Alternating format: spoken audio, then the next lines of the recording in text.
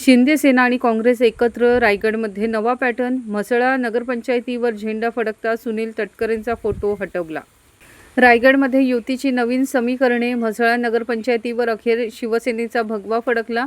सुनील तटकरेंना मात्र मोठा धक्का मिळाला आहे. काँग्रेस शिवसेना एकत्र येत सत्ता स्थापन करण्यात आली आहे. म्हसळा नगरपंचायतीतील नगराध्यक्षपदाची निवडणूक पार पडली. यामध्ये 17 पैकी 9 जागांवर शिवसेनेला बहुमत मिळाले. त्यामुळे राष्ट्रवादीची या निवडणुकीत पीछेहाट झाल्यामुळे सुनील तटकरे आणि मंत्री आदिती तटकरे यांना मोठा धक्का बसल्याची चर्चा आहे. गेल्या 10 वर्षांपासून म्हसळा नगरपंचायतीवर राष्ट्रवादीची एकहाती सत्ता होती.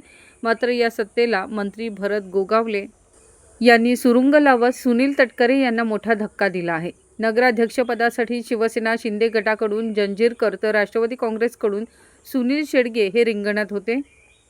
आगामी काळातील होणाऱ्या निवडणुकीत देखील श्रीवर्धन मतदारसंघात शिंदे शिवसेनेची ताकद अधिकच वाढत असल्यामुळे राष्ट्रवादी विरुद्ध शिंदे शिवसेना असा संघर्ष कायम राहण्याची शक्यता आहे. या विजयाच्या निमित्ताने राष्ट्रवादीला शिंदे शिवसेनेकडून धोबीपछाड मिळाला आहे. म्हसळा नगरपंचायत परिसरात आज लागलेल्या निकालानंतर शिंदे शिवसेना आणि काँग्रेस कार्यकर्त्यांनी मोठा जल्लोष केला.